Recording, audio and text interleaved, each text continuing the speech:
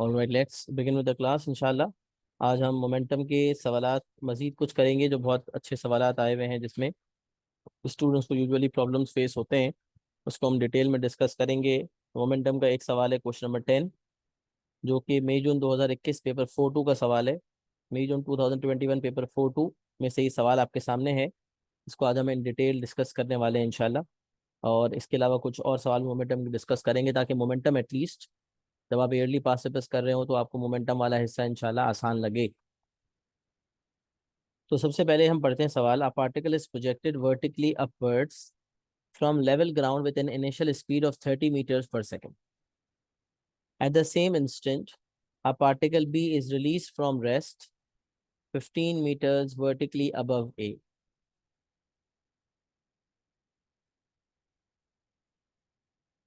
At the same instant, a particle B is released from rest 15 meter vertically above A. जब एक particle A जो है नीचे से ऊपर प्रोजेक्ट किया गया, और एट द सेम इंस्टेंट उसी लाइन में पार्टिकल बी को ऊपर से नीचे ड्रॉप किया गया। तो इसको क्योंकि प्रोजेक्ट किया गया है तो स्पीड इसकी इनिशियल 30 है। इसको क्योंकि ड्रॉप किया गया है, रिलीज किया गया है, तो इसकी इनिशियल 0 है। ये पार्टिकल बी है या पार्टिकल ए है। पार्टिकल ए ऊपर जाएगा, पार्टिकल बी नीचे आएगा, तो they will collide at some point in time. जब दोनों एक जगह पहुंचेंगे तो कोलिजन होगा। कोलिजन के बाद जो है वो बाज औकात कोलेस करते हैं, बाज औकात नहीं करते, बट यहाँ पर उसने लिखा हुआ है कि दे कोलेस। सवाल पूरा पढ़ते हैं। At the same instant a particle B is release from rest 15 metre vertically above A. The mass of one of the particle is twice the mass of the other particle. सब इसको मैंने हाईलाइट किया हुआ। इसको highlight करने की वजह क्या है? The mass of one of the particle is twice the mass of the other particle. अब यहाँ ये कहाँ लिखा हुआ है कि ए का मास जो है उसका डबल है बी का मास, या जो बी का मास है उसका डबल है ए का मास? ये कहीं भी नहीं लिखा हुआ। बस ये लिखा हुआ है इनमें से एक पार्टिकल का मास दूसरे पार्टिकल के मास के मुकाबले में डबल है, ट्वाइस। तो अब किसका एक्स है और किसका 2x है? मिसाल है, अगर किसी एक के मास को हम एक्स केजी कह दें तो दूसरे के मास 2x केजी हो जाएगा। तो अब इसमें हमें ये पता ही नहीं है कि ए का मास एक्स केजी है और तो बी का 2x होगा, या फिर बी का एक्स केजी है तो ए का 2x होगा। ये बात हमें नहीं पता। इसका मतलब यहां से ही हमें पता चल गया कि एक पॉसिबल केस नहीं बनेगा, एक से ज्यादा पॉसिबल केसेस बनेंगे। ये एग्जामिनर का एक अंदाज आप समझ लें। जब कोई बात स्पेसिफिकली मेंशन कर दी जाए, जब कोई बात स्पेसिफिकली मेंशन कर दी जाए कि आपने जो है वो ए का मास बी के मास का डबल, या बी का मास ए के मास का डबल है, तो उसको फॉलो करो। बट अगर कोई बात इस तरह से बयान की जाए कि उसमें क्लैरिटी मौजूद ना हो, तो फिर जितनी पॉसिबिलिटीज वहां से आपके जहन में आती हैं वो आपने कंसिडर करके आपने आंसर्स लिखने होंगे। जैसे फोर्सेज में मैंने आपको नोट्स में ही बताया था। फोर्सेज के नोट्स में नहीं था, लेकिन फोर्सेज वाली बात ही थी, जो third topic Newton law of motion में जब हम इंक्लाइन प्लेन वगैरह पढ़ रहे थे उसमें मैंने बताया था कि अगर आपको लिखा हुआ हो limiting find the two possible values of the force when the particle is in limiting equilibrium, तो अबाउट टू मूव अप और अबाउट टू मूव डाउन करके आप दो पॉसिबल वैल्यूज निकालते थे। और जब वो लिमिटिंग इक्विलिब्रियम का लफ्ज नहीं लिखता था, सिर्फ कहता था इक्विलिब्रियम, तो फिर आप दो पॉसिबल वैल्यूज ही निकालते थे। अबाउट टू मूव अप और अबाउट टू मूव डाउन करके दो पॉसिबल वैल्यूज निकलती थी, और फिर रेंज फॉर्म में उन दोनों के दरमियान आंसर देते। तो अगर लिमिटिंग लिखा हुआ है तो दो आंसर्स ही होते थे, लेकिन अगर लिमिटिंग नहीं होता था तो उन दोनों आंसर्स के दरमियान पूरी रेंज फॉर्म में आप आंसर देते थे। तो एग्जामिनर का ये उसूल है कि जब कोई चीज स्पेसिफाइड ना हो तो उस केस के अंदर फिर हम मल्टीपल केसेस बनाते हैं। अब ये जो सवाल 8 मार्क्स का मोमेंटम का आया था ना, ये आया था, मैंने बताया, मई जून 2021 पेपर 4-2 है ये। इससे पिछला सवाल 4-1 का है। तो मोमेंटम हर साल एक सवाल बनता है, तो ये मई जून 2021 पेपर 4-2 का सवाल है। और ये जब आया था तो हमारे बच्चों ने दिया था ये पेपर। बच्चों ने कहा था सर मोमेंटम का बहुत मुश्किल सवाल आया। तो मोमेंटम का सवाल बहुत मुश्किल आया, हमसे हुआ ही नहीं। सर मोमेंटम तो इतना छोटा सा टॉपिक है, 8 मार्क्स का सवाल आ गया मोमेंटम का। अब देखें यहाँ पर उसने कहा कि during the subsequent motion A and B collide. Scenario वापस रिपीट करें। ए को ऊपर प्रोजेक्ट किया गया, बी को नीचे ड्रॉप किया गया, तो बी ड्रॉप हुआ है और ए ऊपर प्रोजेक्ट हुआ है। किसी पॉइंट इन टाइम पे दे विल कोलाइड। और एक इंफॉर्मेशन जो बताइए, the mass of one is twice the mass of the other, लेकिन किसका मास x है और किसका 2x है ये नहीं पता।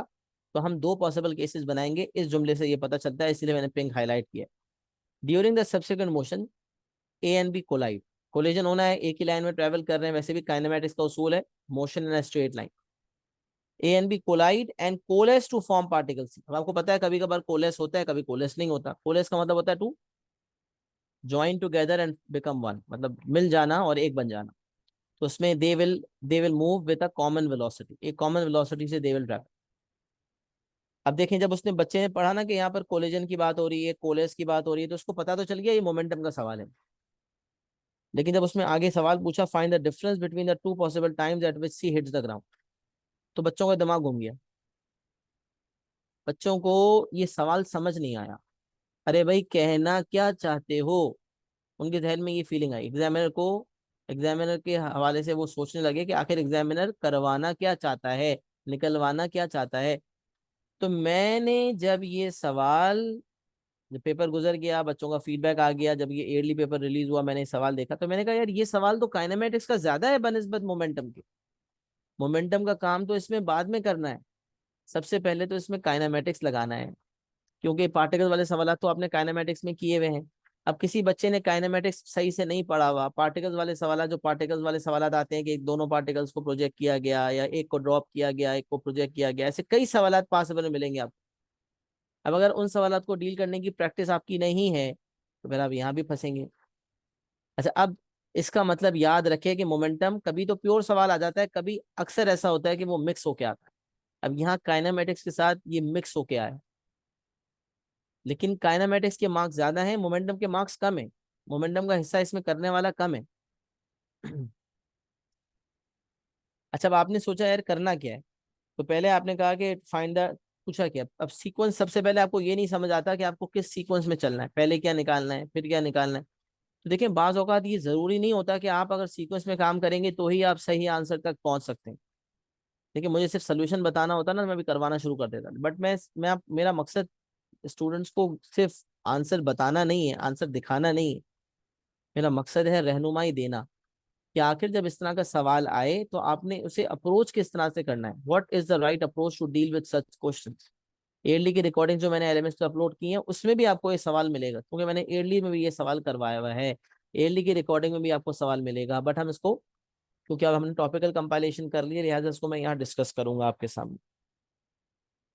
तो बता मैं ये रहा था कि सीक्वेंस ऑफ स्टेप जरूरी नहीं होते, बस ये इंपॉर्टेंट होता है कि आपको समझ आ रहा हो कि आपने करना क्या है। अब आपने देखा, आपने कहा यार कोलेजन की जब बात आ रही है, तो आपने कहा यार कोलिजन की जब बात आती है, तो सर ने एक ही बात बताई थी कि law of conservation of momentum का कॉन्सेप्ट यूज किया करो।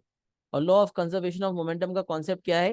Total momentum before collision is equal to total momentum after collision.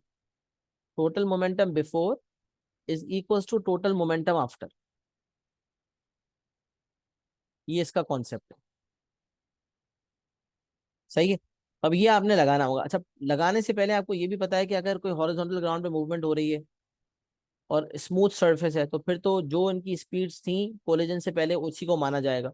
But अगर स्मूथ नहीं है, रफ सरफेस है, तो फिर मुझे काइनेमेटिक्स को कंसिडर करके net force equal to M से एक्सीलरेशन निकलेगी, इक्वेशन ऑफ मोशन को इस्तेमाल करके फिर मैं राइट बिफोर कोलिजन स्पीड निकालूंगा, ताकि टोटल मोमेंटम बिफोर कोलिजन में वो वाली स्पीड लूँ। तो यहाँ भी अगर आप सोचें कि एक पार्टिकल नीचे से ऊपर जा रहा है तो डिसेलरेट हो रहा है, और एक पार्टिकल जो ऊपर से नीचे आ रहा है वो एक्सेलरेट हो रहा है। इसका मतलब इस वक्त एक पार्टिकल जो है, जो ऊपर से ड्रॉप हो रहा है, उसकी इनिशियल स्पीड 0 है, और एक जो प्रोजेक्ट हो रहा है उसकी स्पीड 30 है।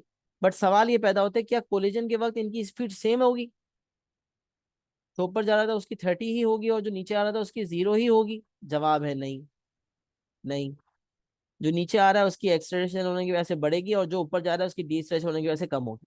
इसका मतलब टोटल मोमेंटम बिफोर कोलिजन निकालने से पहले मुझे, total momentum right before collision निकालने से पहले मुझे वेलोसिटीज राइट बिफोर कोलिजन या eight the time of collision निकालनी होंगी। राइट बिफोर कोलिजन कह लो या eight the time of collision कह लो, एक बात है।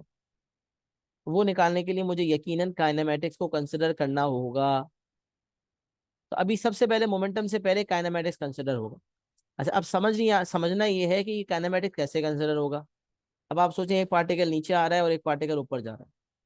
तो यहाँ पर उसने कहा हुआ है कि B is release from rest 15 metre vertically above A. इसका मतलब इन दोनों में जो डिस्टेंस है वो 15 मीटर है। तो अगर आपने काइनेमेटिक्स के सवाल इस तरह के किए हुए हैं तो उसमें मैंने करवाए हुए भी हैं टॉपिकल में भी, कि एक पार्टिकल जो ऊपर से नीचे आएगा उसकी जहां से उसकी डिस्टेंस कवर होगी वो डिस्प्लेसमेंट ऑफ बी होगी, यहाँ से यहाँ तक जो है डिस्प्लेसमेंट ऑफ ए होगी, और डिस्प्लेसमेंट ऑफ ए और डिस्प्लेसमेंट ऑफ बी मिलाकर 15 मीटर्स हो जाएगी। तो displacement of A plus displacement of B equals 15। S A plus S B is equals to 15। और यहाँ पर जो एस लगता है उसका फॉर्मूला होता है U T plus half A T square.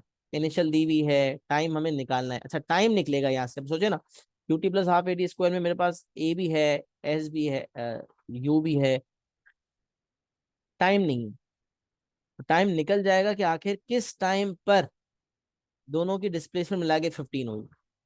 फिर जब वो टाइम निकलेगा तो उस टाइम पे दोनों की वेलोसिटीज निकाल लूंगा V equals to U plus A T से। समझ रहे हैं? सबसे पहले displacement of A plus displacement of B equals 15 करके इंस्टेंट निकलेगा जिस इंस्टेंट पे वो लोग कोलाइड कर रहे हैं, और जिस इंस्टेंट पे वो कोलाइड कर रहे हैं उस इंस्टेंट पर फिर उनकी वेलोसिटीज निकलेंगी। फिर उनकी वेलोसिटीज को कंसिडर करके टोटल मोमेंटम बिफोर कोलिजन निकलेगा, जिसको इक्वेट करूंगा टोटल मोमेंटम आफ्टर कोलिजन से। तो मुझे जो है जब टोटल मोमेंटम बिफोर कोलिजन और आफ्टर कोलिजन लगाऊंगा तो उसमें मास देना होगा। अब तक मास नहीं दिया काइनेमेटिक्स में, S A plus S B equals 15 और V equals to U plus A T में कहीं मास की कंसिडरेशन नहीं आई, क्योंकि फ्री फॉल मोशन था। तो उसमें तो आपको पता है कि ए आपकी 10 और -10 ही लेते हैं आप। बट अब आपको जो है, अब आपको लेना पड़ेगा, क्या लेना पड़ेगा, मास को कंसिडर करना पड़ेगा। अब total momentum before collision equals total momentum after collision में जो मासेस आप ले रहे होंगे उसमें ए का मास अगर आप एक्स केजी लेंगे या एम केजी लेंगे तो बी का मास 2m केजी हो जाएगा, और अगर बी का एम केजी लेंगे तो ए का 2m हो जाएगा। इसका मतलब ये जो total momentum before collision equals total momentum after collision वाली स्टेज है, इसमें आपने दोनों पॉसिबल केसेस को कंसिडर करना होगा। उसके जरिए पता है क्या आएगा, उसके जरिए आपके पास टोटल मोमेंटम आफ्टर कोलिजन में तो सिर्फ एक ही पार्टिकल है कोलेस होने के बाद, जो पार्टिकल सी है, और उसका मास होगा ए और बी का कंबाइंड मास। तो अगर इसको एक्स लिया है तो इसका 2x हो जाएगा, और अगर उसको एक्स लिया है तो इसका 2x हो जाएगा। दोनों सूरतों में टोटल मास 3x केजी हो जाएगा, जिसको इनकी कॉमन वेलोसिटी v से मल्टीप्लाई कर दूंगा। तो अब total momentum before equal total momentum after से ये जो कोलेस होने के बाद जो कंबाइंड पार्टिकल है पार्टिकल सी, उसकी स्पीड आ जाएगी। उसकी स्पीड आएगी तो फिर आगे का मामला आएगा। इसका मतलब सिनेरियो बनना, दिमाग में खाका पहले बनता है। S A plus S B equals 15, time आएगा v equals U plus A T, velocity आएगी at the time of collision. Total momentum before equals total momentum after में मास मास के दो केसेस निकालेंगे तो वेलोसिटी ऑफ पार्टिकल सी आएगी, दो possible values आएंगी, और दो पॉसिबल वैल्यूज आएंगी तभी जाके उसने कहा है find the difference between the two possible times at which C hit the ground. C की स्पीड आएगी। अच्छा इस पॉइंट पे ये भी पता होना चाहिए कि सी कितने मीटर्स अबव द ग्राउंड होगा, कि जब ये लोग कोलाइड हुए, ए बी नीचे आया और ए ऊपर गया, तो समझ लें यहाँ मिले ये लोग, तो ये कितने मीटर्स अबव द ग्राउंड था। तो इसका मतलब ए ने जितनी डिस्प्लेसमेंट ट्रेवल की थी वो भी पता होनी चाहिए। अगर बी की कवर निकालूंगा तो 15 में से माइनस करके पता चलेगा हाइट अबव द ग्राउंड कितनी है सी की। ए की निकालूंगा तो डायरेक्ट पता चल जाएगा कि हाइट अबव द ग्राउंड कितनी है पार्टिकल सी की। हाइट अबव द ग्राउंड होगी तो फिर काइनेमेटिक्स को इस्तेमाल करके मैं टाइम निकालूंगा। अच्छा वेलोसिटी सी की एक पॉसिबल वैल्यू कंसिडर करूंगा तो एक पॉसिबल टाइम आएगा, दूसरी कंसिडर करूंगा दूसरा पॉसिबल टाइम आएगा, और दोनों में डिफरेंस ले लूंगा तो मेरे पास डिफरेंस आ जाएगा। अभी 8 मार्क्स के लिए मैं आपको ये भी बताता चलूं कि एक तो बच्चों को यही समझ नहीं आ रहा था कि 8 मार्क्स का जो मोमेंटम का सवाल आ रहा है उसमें तकरीबन 5-6 मार्क्स को तो काइनेमेटिक्स है। लेकिन एक चीज इसने एग्जामिनर ने इसमें की थी, जो कि मैंने आपको बताना है कि 2020 ऑनवर्ड्स एग्जामिनर ने मोमेंट मैकेनिक्स का ओवरऑल डिफिकल्टी लेवल बढ़ा दिया है। लिहाजा एयरली पास पेपर्स आप 2020 ऑनवर्ड्स जरूर ब जरूर सारे करेंगे, 2020 से लेकर फेब मार्च 2024 तक। ये आपके लिए बहुत ही मैंडेटरी होगा, क्योंकि अगर आप एयरली पास पेपर करेंगे तो ही आपकी प्रैक्टिस सफिशिएंट होगी। और मैंने इसकी रिकॉर्डिंग्स एयरली की अपलोड भी की हुई है, इस हवाले से मैं बाद में रहनुमाई दूंगा इंशाल्लाह। बहरहाल तो मैं बता ये रहा था कि अब यहाँ पर 8 मार्क्स के लिए आपको बहुत काम करना पड़ेगा। इसलिए कुछ स्टेप्स ऐसे थे जिसमें वर्किंग ज्यादा थी लेकिन मार्क्स कम थे। तो ये इसे डिफिकल्ट करने के लिए बाज़ औक़ात ये जरूर किया कि कुछ सवालात जिसके मार्क्स हालांकि 8 मार्क्स है लेकिन काम इसमें इससे भी ज्यादा का है। तब मैं स्टेप बाय स्टेप आपको बताता हूँ, जो बता रहा था जो समझाया था उसकी वर्किंग मैंने पहले से करके रखी हुई है, ताकि आपको मैं आसानी से वर्किंग दिखा सकूं, टाइम सॉल्व करने में ज़ाया ना हो। अब देखें यहाँ पर, अगर आप देखें पार्टिकल ए जो है वो ऊपर जा रहा है, पार्टिकल बी जो है वो नीचे आ रहा है, और इनके दरमियान डिस्टेंस 15 मीटर्स है, इसकी इनिशियल 30, इसकी इनिशियल 0। फिर मैंने आपके सामने कहा कि भाई displacement of A plus displacement of B equals 50, और जब एस के बाद आएगी तो U T plus half A T square use होगा। तो एस ए के लिए भी U T plus half A T square, जिसमें इनिशियल 30 ली है, और ऊपर जो पार्टिकल ऊपर जाता है उस डिसेलरेट होता है तो A-10, और जो नीचे आएगा उसकी इनिशियल 0 थी पार्टिकल बी की, और उसकी acceleration 10। UT plus half A T square, UT plus half A T square equals 50। अब यहाँ से अगर आप देखें तो ये और ये कट जाएंगे, ये कटने की वजह से 30T = 15, T = 15/30, T.5 आ गया। तो अब पता चला कि ए के इनिशियल प्रोजेक्शन के और बी के रिलीज होने के 0.5 सेकेंड्स बाद, क्योंकि सेम इंस्टेंट पे ये लोग मूव करना शुरू किया था इन्होंने, एक ऊपर प्रोजेक्ट हुआ था और एक ऊपर से नीचे रिलीज हुआ था, तो कितने सेकंड्स बाद कोलाइड किया ये पता चल गया। They will collide 0.5 seconds after their motion, after they started to move. अच्छा, फिर उस पॉइंट में मैंने आपको कहा था कि आपको दोनों की वेलोसिटीज चाहिए, ए की भी और बी की भी। तो v equals to U plus A T के मुताबिक ए की वेलोसिटी आ गई, और u प्लस ए टी के मुताबिक b की भी आ गई। b आपको पता है नीचे जा रहा था तो एक्सेलरेट हो रहा था A10, और a ऊपर जा रहा था तो डिसेलरेट हो रहा था तो A-10। इसके मुताबिक जो है, इसके मुताबिक आप देख सकते हैं कि आपके पास वेलोसिटीज आ गई। ए की वेलोसिटी आ गई 25, बी की आ गई 5। सही है। अब आपको मोमेंटम कंसिडर करने की जरूरत है। Total momentum before equals total momentum after. उसमें दो पॉसिबल केसेस बनेंगे। यहाँ पर आप देख सकते हैं मैंने दोनों पॉसिबल केसेस लिखे। Total momentum after, total momentum before equals total momentum after. But याद रखें मोमेंटम में डायरेक्शन बहुत इंपॉर्टेंट होता है, क्योंकि momentum is the scalar multiple of velocity, और वेलोसिटी अगर एक पार्टिकल जो ऊपर जा रहा है उसकी पॉजिटिव ली जा रही है तो नीचे वाले की नेगेटिव लूंगा। तो मैंने यहाँ लिख भी दिया कि जो ऊपर ऊपर जा रहा है उसकी पॉजिटिव ले रहा हूँ, जो नीचे आ रहा है उसकी नेगेटिव ले रहा हूँ। अभी आपके ऊपर है, अगर आप चाहते हैं डाउनवर्ड पॉजिटिव और अपवर्ड नेगेटिव लेना तो ऐसा भी कर सकते हैं। बट यूजुअली मैंने यही सिखाया है कि राइट को मैं पॉजिटिव ले रहा होता हूँ और अप को पॉजिटिव ले रहा होता हूँ, तो डाउन आपका नेगेटिव होता है और लेफ्ट भी आपका नेगेटिव होता है। तो ये एक जनरल क्राइटेरिया मैंने बनाया हुआ है, याद रखना आसान होता है, क्योंकि राइट और अप पॉजिटिव और लेफ्ट और डाउन नेगेटिव, यही चीज़ हम हमेशा से देखते आ रहे हैं, लिहाजा उसी को हम कंसिस्टेंसी के लिए फॉलो करते हैं। बट अगर आपके लिए कोई और पॉसिबिलिटी ज़्यादा बेहतर होगी तो आप ले सकते हो, डाउन को पॉजिटिव अप को नेगेटिव ले सकते हो। अच्छा, केस 1 में मैंने क्या कहा, मैंने ए के मास को एक्स कहा तो बी का मार्क्स बी, ए के मास को एक्स कहा तो बी का मास 2x हो। और केस 2 में मैंने बी के मास को एक्स कहा तो ए का मास 2x हो गया। तो x एंड 2x, और यहाँ 2x एंड x। सही है। टोटल मोमेंटम बिफोर निकाला, x × 25, 2x × -5, क्योंकि ए की वेलोसिटी, ए ऊपर जा रहा था तो ए की वेलोसिटी पॉजिटिव ली, तो बी की वेलोसिटी को नेगेटिव लेना होगा। मोमेंटम में ये बड़ा इंपॉर्टेंट है, डायरेक्शन इंपॉर्टेंट होता है ना मोमेंटम के लिए, वेलोसिटी की वजह से। जैसे वेलोसिटी में इंपॉर्टेंट है वैसे यहाँ भी इंपॉर्टेंट है। तो मोमेंटम में भी पॉजिटिव नेगेटिव के चक्कर को अगर आप इग्नोर मार दोगे तो आंसर कभी भी सही नहीं आएगा। You have to be very cautious and you have to make sure कि आप पॉजिटिव नेगेटिव की सही कंसिडरेशन लें। सही है ना, ये आपको कंसिडर करना जरूरी है। तो यहाँ मैंने ए की वेलोसिटी पॉजिटिव ली है तो बी की नेगेटिव ली है, दोनों जगह देख सकते हो। और मास यहाँ एक्स, यहाँ 2x, तो यहाँ 2x, यहाँ x। ये दो अलग अलग बस मास में फर्क है, बाकी वर्किंग सेम है।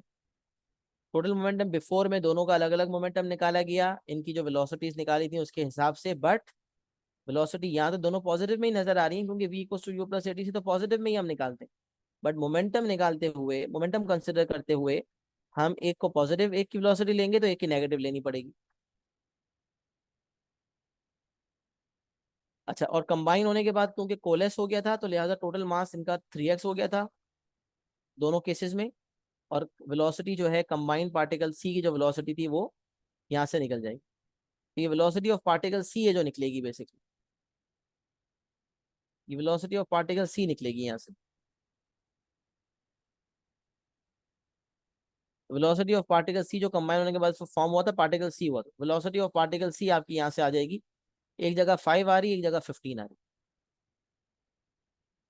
सर मैंने ये भी बताया था कि ना सिर्फ वेलोसिटीज इंपॉर्टेंट है टाइम निकालने के लिए, बल्कि ये भी पता होना चाहिए कि जब ये कोलाइड होए, व्हेन दे कोलाइड, उस वक्त हाइट पार्टिकल सी की क्या थी above the ground. Particle C यहाँ फॉर्म हुआ था, इसकी हाइट अबव द ग्राउंड क्या थी, तो अब मैं क्या करूंगा कि S equals to U T plus half A T square, जो एक ही डिस्प्लेसमेंट है वो निकाल लूंगा। तो टाइम की वैल्यू जो आपकी आई थी, क्या आई थी, हाँ टाइम 0.5 आया था ना, तो 0.5 मैं यहाँ पर डाल दूंगा इस वाले में, तो मुझे पता चल जाएगा कि ए ने कितना ट्रेवल किया था before the coalesce and particle C was form. तो मैंने फिर यही करना है आगे, height of C over the ground निकालने के लिए U T plus half A T square, जो ए वाला था ये वाला लिया है मैंने। अगर मैं बी वाला लेता तो फिर मुझे पता चल जाता कि बी ने कितना ट्रेवल किया, और 15 में से उतना माइनस करता तो हाइट ऑफ द ग्राउंड पता चलता। तो माइनस के चक्कर से बचने के लिए मैंने डायरेक्ट ये वाली चीज निकाल ली, U T plus half A T square से मैं पता चल गया 13.75 metres above the ground. C जब फॉर्म हुआ था तो उस वक्त सी की हाइट अबव द ग्राउंड 13.75 थी। अच्छा, अब एक चीज मैं आपको और मजे की बताऊं, इस तरह के सवाल आपने किए हुए हैं, और बच्चे यहाँ एक और गड़बड़ काइनेमेटिक्स में भी करते हैं, तो यहाँ पर काइनेमेटिक्स की भी टेक्निकल चीजें लग रही हैं और मोमेंटम का कॉन्सेप्ट भी लग रहा है, इसीलिए ये सवाल मुश्किल हो गया था। अब देखिए, अगर आप देखते हैं, मिसाल है, मूवमेंट हो रही है, ग्राउंड से ऊपर जा रहा है, पार्टिकल सी जब फॉर्म हो, अब आपसे सवाल, मेरा एक सवाल है, मासूमाना सवाल है, कि जब पार्टिकल ए बी ऊपर से नीचे आया और ए नीचे से ऊपर गया, और दे दे हैव कोलेस, कोलेस होके पार्टिकल सी बन चुका है, अब ये पार्टिकल सी जो है वो कहाँ जाएगा, फॉर्म होने के बाद क्या ये नीचे जा रहा होगा या ऊपर जा रहा होगा। पार्टिकल सी इनिशियली जब फॉर्म हो गया, ए और बी जब कोलेस होने के बाद सी बन गया, तो अब सी कहाँ जाएगा इनिशियली, ऊपर जाएगा या नीचे जाएगा। जो हमने अब तक डाटा निकाला है उसके मुताबिक मुझे बताएं, क्या लगता है, वेलोसिटीज वगैरह और सब चीजें देखकर आपको क्या लग रहा है कि सी कहाँ जाएगा, सी नीचे जाएगा या सी ऊपर जाएगा। 1 मिनट ले और मुझे इसका आंसर दें।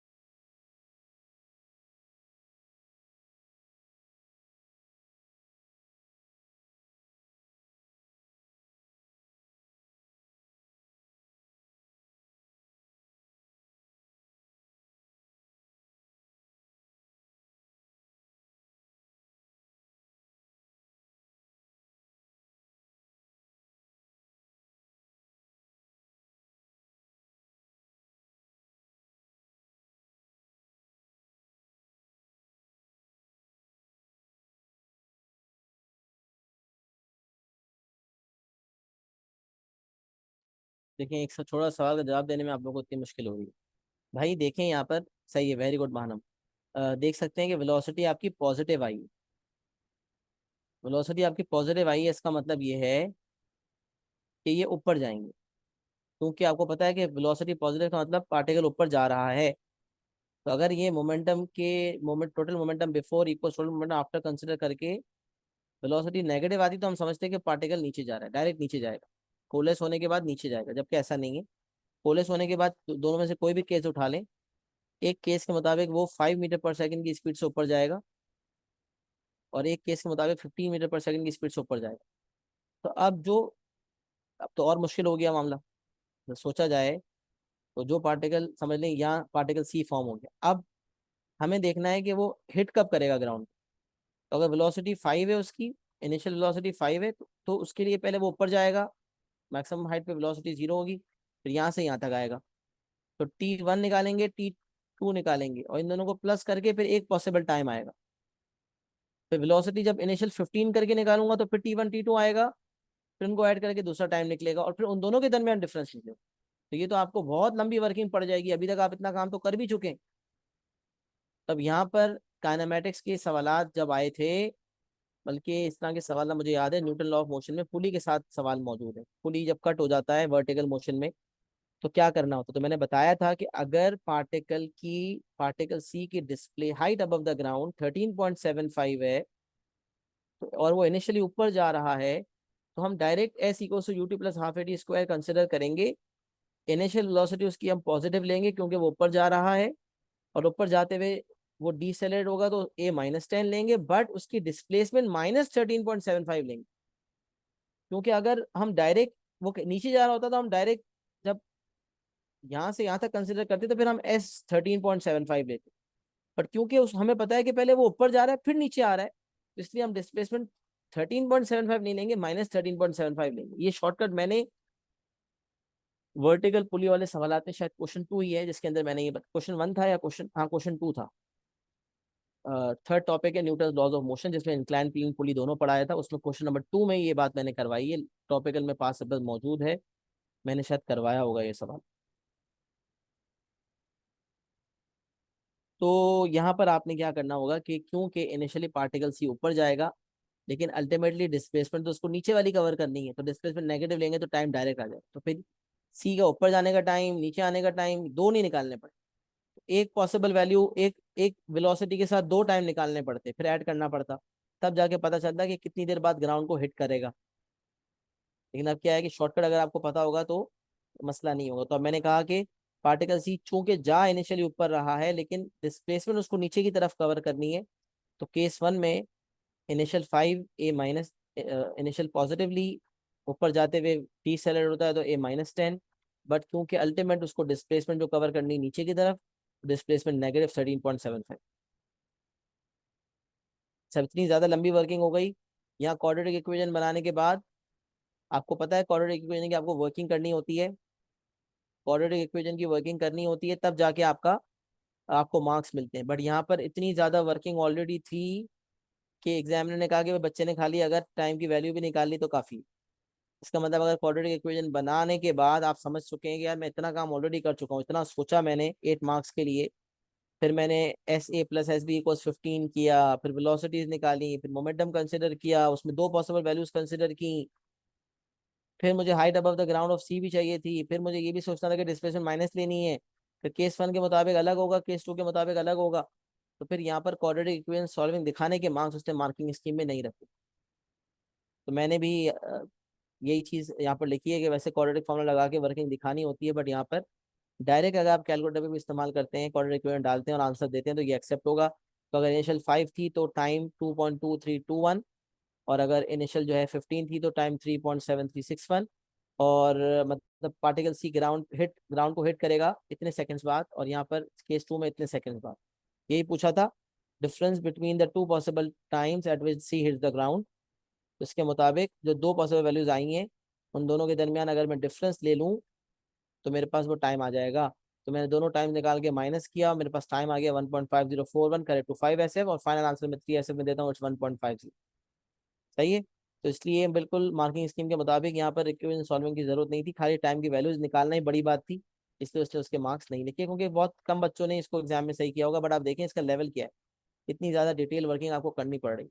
स्क्रीनशॉट लें इस सवाल का, पहले इस वाले हिस्से का और फिर अगले वाले हिस्से का, और मुझे एक्नॉलेज भी करें कि क्या बात यहाँ तक समझ आ गई, सबको समझ में आया सवाल। किसी को इस सवाल के हवाले से कुछ पूछना है तो बता दें।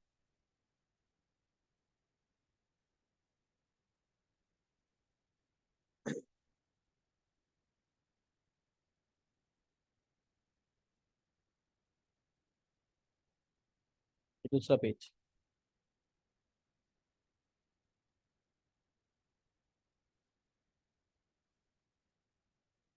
बट आप इस सवाल से अंदाजा लगा सकते हैं कि आपको कितनी वर्किंग करनी पड़ती है और कितना अपने टाइम को मैनेज करना पड़ता है। मैकेनिक्स का पेपर 1 घंटा 15 मिनट का होता है, और ये सिर्फ 50 मार्क का, और ये 8 मार्क्स का सवाल है। अगर आप उसको प्रॉपर तरीके से करना चाहते हैं, कुछ नहीं 15-20 मिनट तो इसमें आपको लगेंगे ही लगेंगे।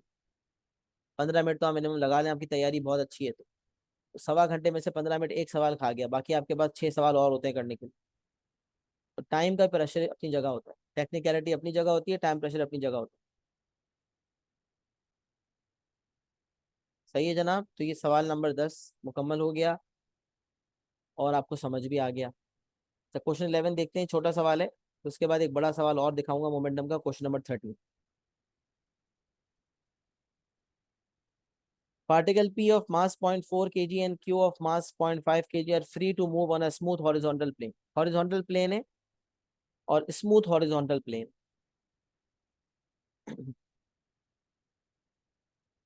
P and Q are moving directly towards each other with speed 2.5 and 1.5 respectively. अब देखें, जब मूविंग टूवर्ड्स ईच अदर हो ना, तो आप याद रखें एक की वेलोसिटी पॉजिटिव लेंगे, एक की नेगेटिव लेंगे। अगर मोमेंटम को कंसिडर कर रहे हैं तो जो राइट जा रहा होगा उसकी अगर पॉजिटिव लेंगे तो लेफ्ट वाले को नेगेटिव लेंगे। अच्छा, यहाँ लिखा हुआ तो नहीं है कौन सा राइट जा रहा है कौन लेफ्ट जा रहा है, बस इतना बताया हुआ, they are moving towards each other. तो फिर आपकी अपनी अजम्पशन है, मैं पी को यहाँ पर राइट मूव करवाऊंगा और क्यू को लेफ्ट, ये मैं एज्यूम करूंगा, बाकी आप वाइस वर्सा भी एज्यूम कर सकते थे। तो P and Q are moving directly towards each other with speed 2.5 and 1.5 respectively. After P and Q collide the speed of Q is twice the speed of P. अभी आसान सवाल है, इसमें गाइड किया हुआ कि speed of Q twice the speed of P. Speed of P अगर V है तो स्पीड ऑफ क्यू 2v हो जाएगी। हाँ, लेकिन इसमें ये याद रखना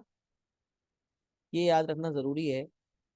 अब देखिए यहाँ भी इसने सवाल में पूछा, सवाल कहने को सिर्फ 4 नंबर का छोटा सा सवाल है, बट कॉन्सेप्चुअली इसके अंदर भी कुछ आपने दिमाग जरूर लगाना होगा, बगैर दिमाग लगाए मोमेंटम नहीं होगा। कॉन्सेप्ट आपका क्लियर होना चाहिए, वरना छोटा सवाल भी गले में आ जाए। कह रहा है find the two possible values of the speed of P after the collision. Find the two possible values of the speed of P after the collision. बिल्कुल सही है मानम, स्पीड का डायरेक्शन नहीं होता, बट मोमेंटम में हम स्पीड नहीं लेते, मोमेंटम में हम वेलोसिटी लेते हैं।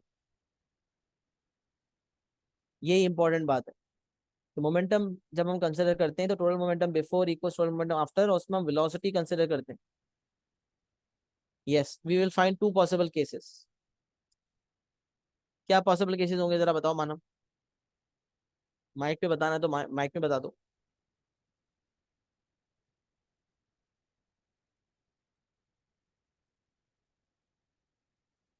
सर एक में जिसमें दोनों एक डायरेक्शन में मूव हों और एक जिसमें ऑपोजिट डायरेक्शन में मूव हों, क्यू और पी हाँ, कोलिजन तो के बाद। इसमें इन्होंने ये कंफर्मेशन नहीं दी, इन्होंने कहा आफ्टर पी एन की Q collide the speed is twice the speed of P, but कौन कहाँ मूव कर रहा है ये इसने स्पेसिफाई नहीं किया। बिल्कुल सही है, वेरी गुड।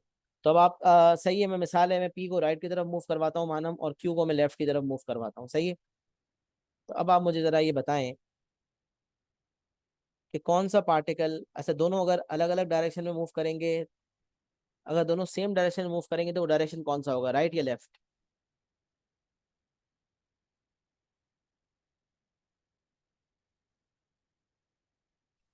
आपने कहा दो पॉसिबल केसेस बनेंगे, एक केस में दोनों का डायरेक्शन डिफरेंट लेंगे, और एक केस में दोनों का डायरेक्शन आफ्टर कोलिजन डिफरेंट लेंगे, और एक में दोनों का डायरेक्शन आफ्टर कोलिजन सेम लेंगे।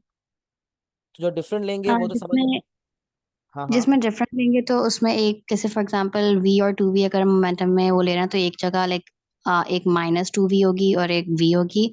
बट जहाँ पे दोनों का डायरेक्शन सेम होगा तो उसमें आफ्टर कोलिजन 2v होगी स्पीड और v होगी लाइक रिस्पेक्टिव पार्टिकल्स की। बिल्कुल सही है, जबरदस्त। अच्छा, अब मैं एक चीज यहाँ पर ऐड कर देता हूँ, सही है मानम, thank you for the input. एक चीज मैं ऐड कर देता हूँ, ये बात मैंने मोमेंटम के नोट्स में आपको लिखवाई थी कि जब दो पार्टिकल्स एक दूसरे की तरफ बढ़ रहे होते हैं और कोलाइड करते हैं, तो वो पार्टिकल जिसका मोमेंटम कम होता है उसके डायरेक्शन की तब्दीली जरूरी है। जिस पार्टिकल का मोमेंटम कम होगा that will definitely reverse its direction. मतलब मैं ये पूछना चाह रहा था कि अगर पीओ क्यू कोलाइड होकर सेम डायरेक्शन में जाते हैं तो वो डायरेक्शन राइट होगा या लेफ्ट होगा। तो ये बात आप, इसका जवाब मुझे नहीं मिला, कुछ और जवाब मिला, लेकिन मैं जो समझाना चाह रहा था यहाँ पर वो ये बताना चाह रहा था कि पी और क्यू दोनों जब कोलाइड करेंगे तो जिसका मोमेंटम ज्यादा होगा उसके साथ तीन मामला होते हैं। जिसका मोमेंटम कम होता है उसके साथ एक ही मामला होता है, वो क्या, इसका डायरेक्शन रिवर्स हो जाए। मतलब अगर दोनों सेम डायरेक्शन में जा रहे होते, पी क्यू को पीछे से हिट करता, पी क्यू को पीछे से हिट करता तो फिर तो क्यू राइट जा रहा था, राइट ही जाता रहता। मैं ये बात कर ही नहीं रहा, मैं कह रहा हूँ अगर पी और क्यू एक दूसरे की तरफ बढ़ रहे हैं, दो पार्टिकल्स एक दूसरे की तरफ मूव कर रहे हैं जैसे यहाँ पर, जिसका मोमेंटम कम है उसका डायरेक्शन यकीनन तब्दील होगा। तब यहाँ पर अगर आप देखें जरा थोड़ी देर के लिए, तो 0.4 मल्टीप्लाई बाय 2.5 एंड 0.5 मल्टीप्लाई 1.5, किसका मोमेंटम कम है किसका ज्यादा है? तो 0.4 इंटू 2.5 करेंगे, मोमेंटम आ रहा है 1। 0.5 इंटू 1.5 करेंगे, मोमेंटम आ रहा है 0.75। पता चला P का मोमेंटम ज्यादा है और Q का मोमेंटम कम है। ये आपके दिमाग में चलना चाहिए। Conceptually you have to be very clear when P and Q are moving towards each other, when P and Q are moving towards each other, P का मोमेंटम ज्यादा है और Q का मोमेंटम कम है, तो Q की तकदीर में तो डायरेक्शन का रिवर्स होना लिखा है। Q का डायरेक्शन यकीनन बदलेगा। अब P के साथ तीन मामला हो सकते हैं, तीन मामला हो सकते हैं। तो यहाँ 3 पॉसिबल वैल्यूज भी वो लिख सकता था, बट उसने पता है क्यों नहीं लिखी, क्योंकि उसने रेस्ट वाले पोजीशन को ओमिट कर दिया। P के साथ जिसका मोमेंटम कम होता है उसका डायरेक्शन रिवर्स होता है when they are moving towards each other. जिसका मोमेंटम कम होता है उसका डायरेक्शन रिवर्स होता है। मास कम होने की बात नहीं कर रहा हूँ, मोमेंटम जिसका कम होता है। देखिए मास तो क्यू का ज्यादा है P के मुकाबले में, बट स्पीड कम है, ओवरऑल मोमेंटम कम है। इसका मोमेंटम कम होगा उसका डायरेक्शन रिवर्स हो जाएगा, इसका मोमेंटम ज्यादा होगा उसके साथ तीन मामला तो होंगे। ये मैंने नोट्स में मोमेंटम के लिखवाए हुए। It will keep moving in the same direction with a slower speed, it will come to rest, or it will reverse its direction। तो P के साथ तीन मामला हो सकते हैं, या तो वो सेम डायरेक्शन में जाता जाए, या वो टक्कर मारने के बाद क्यू पे उसने मोमेंटम क्यू की तरफ ट्रांसफर कर दिया तो खुद रेस्ट पे आ गया, या फिर उसका डायरेक्शन रिवर्स हो गया। तीन मामला हो सकते हैं। तो अब रेस्ट वाली पोजीशन इसलिए नहीं है क्योंकि उसने बताया था कि क्यू की स्पीड P के मुकाबले में ट्वाइस है, तो अगर P की जीरो होगी तो क्यू की भी जीरो हो जाएगी, तो ट्वाइस का मामला ही नहीं रहेगा, तो P की जीरो नहीं हो सकती। एक मामला ये होगा कि अगर P और Q कोलाइड करते हैं तो दोनों P कोलिजन के बाद राइट जाएगा। Q का तो तकदीर में लिखा ही राइट है, Q को तो राइट ही होना है आफ्टर कोलिजन। इसलिए केस P के हवाले से P कोलिजन के बाद राइट जाएगा या P कोलिजन के बाद लेफ्ट जाएगा, ये दो मामला दो। तो ये मैंने यहाँ कंसिडर किया है। केस वन क्या है कि स्पीड, अच्छा ये तो कंफर्म है कि अगर स्पीड ऑफ P v है तो स्पीड ऑफ Q 2v हो जाएगी। ये मैंने पहले ही लॉक कर दिया। इसमें इसने जैसे पिछले सवाल में कहा था कि मास of one is twice the mass of the other, तो ये बताया नहीं था किसका x है और किसका 2x है, बट यहाँ बता दिया उसने। P की वेलोसिटी v है तो Q की ट्वाइस, ये तो पता चल गया। अब पहला केस कि after collision P and Q both move right, Q तो राइट ही जाएगा आफ्टर कोलिजन, बट P के मामले हवाले से मामला डिफरेंट है। अच्छा जब बिफोर कोलिजन मोमेंटम लेंगे ना, टोटल मोमेंटम बिफोर, तो अगर P की वेलोसिटी पॉजिटिव लेंगे तो Q की नेगेटिव लेनी पड़ेगी। तो देखिए मैंने यहाँ नेगेटिव ली है, क्योंकि ये राइट जा रहा है तो ये लेफ्ट, डायरेक्शन के हिसाब से नेगेटिव। 2.5 इंटू 0.4, 2.5 इंटू 0.4, एंड यहाँ 0.5 इंटू 1.5, 0.5 इंटू -1.5, क्योंकि Q मूव्स लेफ्ट। तो यह मैंने राइटवर्ड्स डायरेक्शन को पॉजिटिव डायरेक्शन माना हुआ है और लेफ्टवर्ड डायरेक्शन को नेगेटिव डायरेक्शन माना हुआ है। तो ये पॉजिटिव हो गई, ये नेगेटिव हो गई। अच्छा after collision P will move right, या मैंने P मूव राइट वाला कंसिडर किया हुआ है, इसीलिए मैंने P की स्पीड चाहिए थी आफ्टर कोलिजन तो मैंने V मानी है और Q की 2v मानी है। और दोनों की मैंने पॉजिटिव ली है क्योंकि मुझे पता है कि Q तो after after collision Q will move right, क्योंकि इसका मोमेंटम कम था तो इसका डायरेक्शन रिवर्स होगा। बट केस नंबर 1 के मुताबिक P also moves right. Case 1 अगर मैं यहाँ स्पेसिफाई कर दूं तो ये वो है जिसमें बोथ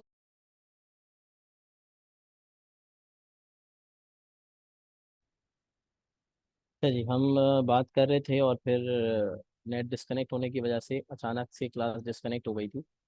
तो हम बात ये कर रहे थे कि यहाँ पर केस नंबर 1 में बोथ मूव राइट हम कंसिडर कर रहे हैं कि दोनों राइट जा रहे हैं, बोथ विल मूव राइट, सही है। और एक में हमने अज्यूम किया कि क्यू तो राइट ही जाना था, पी लेफ्ट हो जाएगा। तो पी के हवाले से दो पॉसिबल केसेस हैं। तीसरा पॉसिबल केस रेस्ट वाला हो सकता था, बट उसने क्योंकि बताया था कि यहाँ पर क्यू की स्पीड पी की स्पीड का ट्वाइस है, तो इसका मतलब पी की स्पीड जीरो के अलावा कुछ और है, पी रेस्ट पे नहीं आएगा। वरना वो भी एक केस होता है कि पी कोलाइड करने के बाद सेम डायरेक्शन में जाएगा, रेस्ट होगा या ऑपोजिट डायरेक्शन। तो P moves in the same direction after collision, keep moving right, P moves left after collision. अच्छा अगर पी मूव्स राइट है और क्यू भी राइट है, तो एक की स्पीड अगर वी है दूसरे की टू भी, दोनों की पॉजिटिव लेंगे। और अगर केस नंबर 2 है तो लेफ्ट साइड तो सेम ही होगी, टोटल मोमेंटम बिफोर कोलिजन तो सेम ही होगा। टोटल मोमेंटम आफ्टर कोलिजन में अगर क्यू राइट जा रहा है तो उसकी वेलोसिटी को मैं पॉजिटिव लूंगा और पी की वेलोसिटी नेगेटिव लूंगा। तो क्योंकि स्पीड के लिहाज से तो पी की स्पीड अगर वी है तो क्यू की 2v होगी, बट यही स्पीड है। लेकिन अगर वेलोसिटी की बात की जाए तो क्योंकि पी लेफ्ट जा रहा होगा तो हमने इसको माइनस वी लेना है। पी को हम माइनस वी ले लेंगे और क्यू क्योंकि राइट जा रहा होगा उसको हम 2v ही लेंगे। मैग्नीट्यूड के लिहाज से डबल, बट डायरेक्शन की वजह से ये पॉजिटिव है और ये नेगेटिव है। यहाँ से भी v1 आ गया, one possible value of the speed of P after collision positive आ रही है और ये भी पॉजिटिव आ रही है। तो अगर ये नेगेटिव भी आ रही होती तो क्योंकि आपसे स्पीड पूछी जा रही थी, आपसे स्पीड ऑफ पी पूछी जा रही थी, लिहाजा आप नेगेटिव साइन इग्नोर करके पॉजिटिव ही देते। जब स्पीड पूछी जाए तो आप नेगेटिव नहीं दे सकते, वरना मार्क्स मार्किंग स्कीम के मुताबिक भी कटेंगे। मार्किंग स्कीम को कहता है कि नहीं, नेगेटिव एक्सेप्ट नहीं होगा क्योंकि मैंने स्पीड मांगी है। सही है, तो ये आपका क्वेश्चन 11 मुकम्मल हो गया।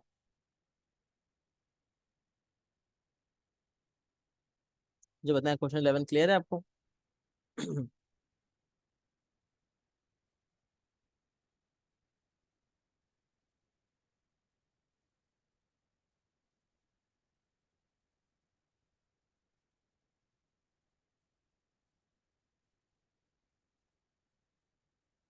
सही है, सही। क्वेश्चन 11 में दो पॉसिबल वैल्यू कैसे निकाली मैंने आपको अच्छी तरह समझा दिया। अच्छा, अब एक सवाल मुझे डिस्कस करना है, question number 13। This is again a very good question जिसके अंदर बहुत ज़्यादा लर्निंग है। थोड़ी देर इसको मैं क्लियर करता हूँ और डिस्कशन करता हूँ, फिर इसको वापस लाते हैं वर्किंग को। Particles P and Q have masses. अब ये जो सवाल आपका आया हुआ है ये है अक्टूबर नवंबर 2021 पेपर 4-2 का। बहुत ज़बरदस्त सवाल है, अगैन इस मोमेंटम इन्वॉल्व हो रहा है। और इसमें भी जो बच्चों के भंड यूजुअली थे वो भी आपको बताऊंगा इंशाल्लाह, ताकि आप लोग भी उस तरह की चीज़ों से बचें और इस तरह के सवाल देखें। पहले नहीं आए हुए नए सवाल, नए नए किस्म का सवाल है जिसमें नए किस्म का कॉन्सेप्ट लग रहा है। कॉन्सेप्ट तो वही लग रहा है बट इस तरह की वर्किंग पहले हमने नहीं देखी। मार्किंग स्कीम ने भी बड़ा रियायत वाला मामला खैर इसमें किया। किसी ने गलत वर्किंग भी की तो उसको एक ही नंबर की पेनलाइजेशन हुई। ये मैं आप सब बातें डिस्कस करता हूँ। ये सवाल अच्छा है, इसको जरा देखते हैं। Particles P and Q have masses m kg and 2m kg respectively. The particles are initially held at rest 6.4 meter apart on the same line of greatest slope of a rough plane inclined at an angle alpha to the horizontal, where sine alpha is 0.8. Particle P is released from rest and slides down the line of greatest slope. Particle P को release किया, वो नीचे जाएगा। Simultaneously particle Q is projected up the line of greatest slope. उसको ऊपर vertically, उसको ऊपर की तरफ प्रोजेक्ट किया गया। जो ऊपर की तरफ प्रोजेक्ट होगा फिर आगे उसकी ड्राइविंग फोर्स कॉन्स्टेंटली तो एक्ट कर नहीं रही होगी, तो दैट विल डीसेलरेट। और जिसको सिर्फ रिलीज किया है तो वो क्योंकि डाउन द इंक्लाइन प्लेन जा रहा है तो इट विल डेफिनेटली एक्सेलरेट। और क्योंकि ये रफ इंक्लाइन प्लेन है, ये इंक्लाइन प्लेन रफ है, लिखा हुआ था रफ प्लेन है, इसका मतलब इसमें फ्रिक्शन होगी। जो पार्टिकल ऊपर जाएगा उसकी फ्रिक्शन भी नीचे की तरफ होगी और mg sin थीटा भी नीचे की तरफ होगा। फॉरवर्ड फोर्स कोई नहीं होगी। तो फॉरवर्ड फोर्स नहीं तो ऊपर कैसे जा रहा है? इनिशियल प्रोजेक्शन की वजह से जा रहा है। ये बात हमने पहले भी कई दफा कंसिडर की है, इसमें कोई नई बात नहीं। पार्टिकल पी क्योंकि नीचे आ रहा है, पार्टिकल पी नीचे आने की वजह से उसकी mg sin थीटा वाला कंपोनेंट नीचे की तरफ होगा और ऊपर की तरफ उसकी फ्रिक्शन होगी। क्यू में दोनों ही चीजें नीचे की तरफ होंगी क्योंकि क्यू ऊपर जा रहा है। तो सबसे पहला काम करना ये होता है कि जो इंक्लाइन प्लेन अगर बना हुआ नहीं भी है तो आप रफ डायग्राम बना के सारी फोर्सेस कंसिडर कर लें ताकि आपको पता हो कि आप कर क्या रहे हैं। तो मैंने यहाँ पर यही काम किया, डायग्राम को भरा। बाकी काम बाद में होगा, पहले डायग्राम भरेंगे। तो अगर हम पी की बात करें तो पी क्योंकि मूव डाउन कर रहा है तो फ्रिक्शन रेजिस्ट मोशन, फ्रिक्शन ऊपर की तरफ होगी। और जो mg sin थीटा वाला कंपोनेंट है वो नीचे की तरफ है। तो mg और g 10 होता है तो 10m sin अल्फा हो गया। अच्छा, साइन अल्फा की वैल्यू 0.8 उसने दी हुई थी, तो अगर मैं कॉस अल्फा की निकालना चाहता हूँ तो वो भी मैं निकाल सकता हूँ। कॉस अल्फा और अल्फा की जगह मैं रख सकता हूँ साइन इनवर्स 0.8। इस तरह भी कर सकता हूँ। और अगर मैं साइन अल्फा 0.8/1 करके ऑपोजिट अपॉन हाइपोटेन्यूज करके एडजेसेंट निकाल लेता हूँ तो उससे भी एडजेसेंट मेरे पास 0.6 आ जाएगी। या अगर मैं 0.8 को 4/5 कह देता हूँ तो पाइथागोरस थ्योरम से हमारा एडजेसेंट 3 आ जाएगी और ये 3/5 हो जाएगी जो कि 0.6 है। किसी भी तरह आप 0.6 निकाल सकते थे क्योंकि साइन अल्फा कॉस अल्फा ही का ही काम होता है, तो अल्फा की वैल्यू की हमें जरूरत पड़ती ही नहीं। अल्फा हमें चाहिए इसलिए होता है ताकि हम साइन अल्फा कॉस अल्फा की वैल्यू निकाल सकें। जब उसने साइन अल्फा दिया हुआ है तो हम कॉस अल्फा भी निकाल लेंगे। ये बात भी हमने कई कई दफा पहले की है। साइन अल्फा 0.8 है तो कॉस अल्फा 0.6 हो गया, मतलब लिख कर हमने निकाल के हमने पहले से अलग से लिख दिया। अच्छा, पी की तरफ, पी में ten M G sine alpha नीचे की तरफ, फ्रिक्शन ऊपर की तरफ, R perpendicular to the incline plane, और M G cos alpha perpendicular downwards. इसी तरह क्यू जो है उसके ऊपर की तरफ, आर नीचे की तरफ 20 m कॉस अल्फा हो गया। 20 m कॉस अल्फा क्यों हो गया? यहाँ 10 m कॉस अल्फा है, यहाँ 20 m कॉस अल्फा है। वजह क्या है कि यहाँ मास m है और यहाँ मास 2m है। क्योंकि p का मास m है तो m जी साइन अल्फा के मुताबिक, एम जी कॉस अल्फा के मुताबिक 10 m कॉस अल्फा, और जिसका 2m है उसका 2m इंटू 10 कॉस अल्फा होगा तो 20 m कॉस अल्फा हो जाएगा। तो मैंने उसी हिसाब से लिखा, यहाँ भी 10 m साइन अल्फा या 20 m साइन अल्फा। क्यों? क्योंकि ऊपर जा रहा है तो फ्रिक्शन भी नीचे की तरफ, पी नीचे जा रहा है तो फ्रिक्शन ऊपर की तरफ। सारी फोर्सेज लिख दी। पहले पार्ट में 4 नंबर के लिए आसान सी requirement, show that the acceleration of Q of the plane is -11.6। Acceleration निकालनी है, net force equals to M ए।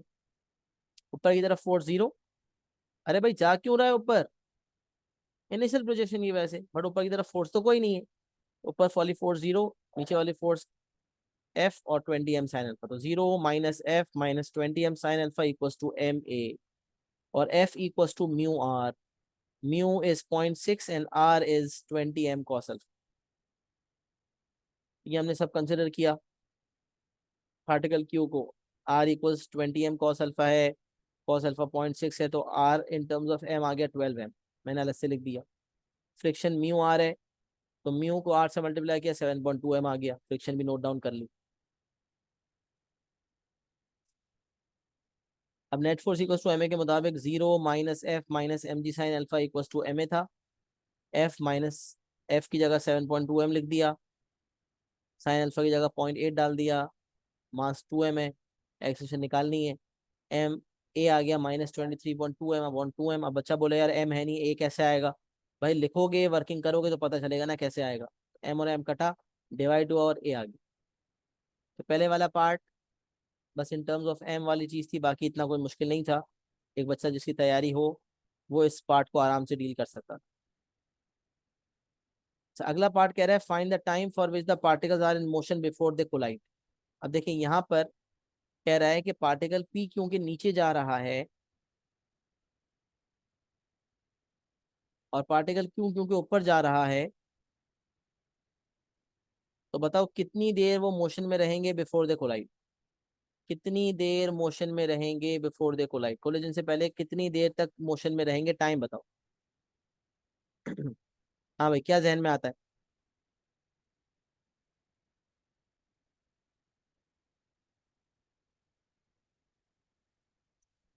जहन में यूजुअली बच्चों के जहन में जिन्होंने काइनेमेटिक्स की प्रैक्टिस की हुई होती है उनके जहन में क्या आता है मैं बताता हूँ। उनके जहन में ये आता है कि सर पी भी मूव कर रहा है, क्यू भी मूव कर रहा है, दोनों मिला के डिस्प्लेसमेंट 6.4 कवर करेंगे। अभी हमने सवाल देखा हुआ भी था, एक नीचे आ रहा था और एक ऊपर जा रहा था। और displacement of A plus displacement of B equals to, question 10 में हमने इक्वल्स टू 15 किया था। यहाँ भी यही जहन में आता है, displacement of P plus displacement of Q is equal to 6.4 करेंगे, एस की जगह UT plus half AT square लगाएंगे, तो हमारे पास टाइम आ जाएगा। टाइम वो इंस्टेंट आ जाएगा जिस इंस्टेंट पे वो कोलाइड करेंगे। अच्छा, अब कमाल की बात है कि ये वर्किंग रॉन्ग वर्किंग कंसिडर हो रही है यहाँ पर। आपको पता है रॉन्ग क्यों कंसिडर हो रही है? क्योंकि ये यहाँ पर क्या मामला है, देखो जो पार्टिकल ऊपर से नीचे आता है ना वो तो नीचे ही आता रहेगा, पी तो नीचे ही जाता रहेगा। लेकिन जो पार्टिकल नीचे से ऊपर जा रहा है, क्या गारंटी है कि कोलिजन होने तक वो ऊपर ही जाता रहे? हाँ, अगर वो ऊपर ही जाता रहेगा और पी नीचे ही आता रहेगा तो फिर तो they will collide at some point. But अगर पी नीचे आ रहा था और क्यू ऊपर जा रहा था और अभी ये एक दूसरे से मिले नहीं है, पी नीचे ही आता रहा लेकिन अचानक क्यू की स्पीड खत्म हो गई, वेलोसिटी फाइनल 0 हो गई, और वो वापस नीचे आना शुरू हो गया। तो अब जब वो नीचे जा रहा होगा तो फिर पी इसको पकड़ेगा और फिर दे विल कोलाइड। पता चला पी नीचे आ रहा था और क्यू ऊपर जा रहा था, तो इन्होंने कोलाइड नहीं किया, बल्कि जब पी नीचे आ रहा था और जब क्यू ऊपर जाते जाते वेलोसिटी 0 होने की वजह से वापस नीचे आना शुरू हो गया और पी भी नीचे आता रहा, तो फिर जाके किसी पॉइंट पे वो कोलाइड हुए। यहाँ पर ये वाला मामला लागू हो रहा है। अब आप बोलो यार मुझे कैसे पता, यही तो कंसिडर करना था। लेकिन अगर कोई S P plus S Q equal 6.4 करता है ना, तो पार्ट बी के अंदर उसको 5 में से 4 नंबर मिलते हैं, और अगर वो उसी के हिसाब से पार्ट सी भी करता है ना, तो उसको जो है उस पार्ट में 4 में से 4 मिलते।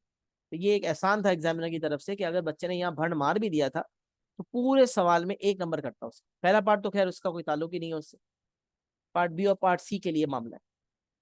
तो पहले मैं गलत वाली वर्किंग दिखा देता हूँ जो मैंने यहाँ पर की हुई है, कि भाई find the time for which the particles are in motion before they collide. अब ये जो ऑल्टरनेटिव है ना, मार्किंग स्कीम के मुताबिक सब चीजें मैंने देखकर सारे सोल्यूशन लिखे हैं क्योंकि जहन में ये वाली चीज आती है, तो मैंने पहले ये वाली वर्किंग का को बता दूं कि भाई ये गलत ऑल्टरनेटिव है, मतलब इसमें गलती है। लेकिन इसमें भी एग्जामिनर कह रहा है मैक्सिमम 4 आउट ऑफ 5, अगर परफेक्टली काम किया है तो वर्किंग छोटी है और आपको 4 मार्क्स मिल जाएंगे। और फिर क्योंकि पार्ट सी का ताल्लुक भी पार्ट बी से है, जो कैलकुलेशंस पार्ट बी में की हैं, जो वैल्यूज आई हैं, उसी को पार्ट सी में यूज करेंगे। तो पार्ट सी में वो कह रहा है मैं 4 में से 4 दे दूं, पार्ट सी 4 नंबर का था, मैं 4 में से 4 दे दूं। वो गलत वर्किंग क्या थी, आपने कहा होता है S P plus S Q equal 6.4, जो हमेशा हम करते हैं। इन दोनों को मिला के हम 6.4 से इक्वेट करते, हमारा क्वाड्रेटिक बन जाता। सिंप्लीफाई मैंने किया है, हाँ माइनस करके सिंप्लीफाई किया है, क्वाड्रेटिक बना। क्वाड्रेटिक फॉर्मूला दिखाऊंगा, क्वाड्रेटिक वर्किंग दिखाऊंगा, क्वाड्रेटिक फॉर्मूला की वर्किंग दिखाई, टाइम की 2 वैल्यूज आई। पहली वैल्यू आई 1 और एक आई 16/9। अब जब कोलाइड करेंगे तो मैं टाइम की पहली वाली वैल्यू ही लूंगा ना, बाद वाली क्यों लूंगा? क्योंकि वो तो ये अज्यूम कर रहा है कि S P plus S Q 6.4 जो है ये 2 दफा हुआ है। पहली दफा जब क्यू ऊपर जा रहा था पी नीचे आ रहा था तब, और उसके बाद फिर जब क्यू नीचे जा रहा है टक्कर लेने के बाद, और फिर पी नीचे आ रहा होगा, तो उसमें उसके बाद भी इसने कोई कंसिडरेशन बहरहाल की है, इसलिए इसने 2 टाइम दिए, लेकिन हम तो पहला वाला टाइम उठा लेंगे, टाइम 1। मार्किंग स्कीम के मुताबिक 4 नंबर हमें टाइम 1 लिखने पर ही मिल रहा है। तो ये बहुत आसान था, S P plus S Q equal 6.4 करते, क्वाड्रेटिक बनता, 2 वैल्यूज आती, पहली वाली ले लेते, बाद वाली रिजेक्ट कर देते, 4 नंबर मिल जाते। इतनी छोटी सी वर्किंग में 4 नंबर मिल जाते। अच्छा, अगर ये वर्किंग हम गलत वाली वर्किंग करते तो चलो 4 नंबर मिल रहे ना, ये तो अच्छी बात है, खाली एक ही कटता। फिर अगले पार्ट में तो हमें वो भी नहीं कटता, और अच्छी बात। वो कह रहा था पार्टिकल्स कोलेस ऑन इम्पैक्ट, बोला अब जो है पार्टिकल पी नीचे आ रहा था कि ऊपर जा रहा था, कोलेस हो, कोलेस होने के बाद एक बन गए। Find the speed of the combined particle immediately after the impact. Total momentum before collision equals total momentum after collision. लेकिन आपको v equals to U plus AT से स्पीड्स तो निकालनी पड़ेंगी ना। तो p v equals to U plus AT के मुताबिक p की निकाली 4.4, और p तो नीचे ही आ रहा था तो उसकी स्पीड नीचे वाली है। अच्छा, क्यों? क्योंकि ऊपर जा रहा था तो v equals to U plus AT के मुताबिक वो डिसेलरेट कर रहा था। तो u प्लस एटी के मुताबिक 1 सेकंड बाद उसकी स्पीड -1.6 आ रही है। -1.6 का मतलब क्या है, अब सोचो ना आप। ऐसा इंक्लाइन प्लेन था आपका, क्यों ऊपर जा रहा था, तो इनिशियल पॉजिटिव ली थी क्योंकि ऊपर जा रहा था। अब a -11.6 है, तो 1 सेकंड बाद हमारे पास वेलोसिटी आ गई -1.6, क्योंकि हमने v को यू प्लस एटी में इनिशियल पॉजिटिव लिए, और ये पॉजिटिव ऊपर जाने वाली पॉजिटिव है। अच्छा, यूजुअली हम जब इक्वेशन ऑफ मोशन बनाते हैं ना, जो पार्टिकल नीचे जा रहा होता है उसके लिए नीचे वाली पॉजिटिव ले रहे होते हैं, जो ऊपर जाता है उसके ऊपर पॉजिटिव लेते हैं हम। इक्वेशन ऑफ मोशन में पॉजिटिव नेगेटिव का चक्कर यूजुअली डील नहीं करते, बस वो डिस्प्लेसमेंट नेगेटिव वाला जो चक्कर मैंने बताया ना उसके लिए डील करते हैं, वैसे हम डील नहीं कर रहे होते। तो v को यू प्लस एटी में क्योंकि मैंने v इनिशियल पॉजिटिव ली हुई है बट मेरा फाइनल नेगेटिव आ गया, इसका मतलब इनिशियल पॉजिटिव थी, क्यों ऊपर जा रहा था, अब नेगेटिव हो गया तो इसका मतलब क्यों नीचे आ रहा होगा। तो p भी नीचे आ रहा है और q भी नीचे आ रहा है। अब जब दोनों नीचे आ रहे हैं, इसका मतलब इनका डायरेक्शन सेम है मोमेंटम में। तो बच्चे गलती कर सकते हैं, यहाँ से पॉजिटिव आएगी ना, वो कहेंगे अच्छा मोमेंटम में मैं पॉजिटिव लूंगा और इसके लिए मोमेंटम में मैं नेगेटिव लूंगा। नहीं, यहाँ ऐसा नहीं है। यहाँ क्योंकि क्यू ऊपर जा रहा था तो इनिशियल पॉजिटिव ऊपर वाली थी, तो जब नेगेटिव आ गया इसका मतलब इट इज गोइंग डाउन। और पी की इनिशियल खैर जीरो ही है, लेकिन पी नीचे ही जा रहा था, उसका नीचे जाना, उसका आंसर भी पॉजिटिव ही आ गया, वो नीचे ही जा रहा है क्योंकि they are going down, they have the same direction. Momentum के लिए हम दोनों वेलोसिटीज को पॉजिटिव ही लेंगे, ये माइनस को यूज नहीं करेंगे, हम ये माइनस यूज नहीं करेंगे, मोमेंटम के लिए डायरेक्शन सेम है।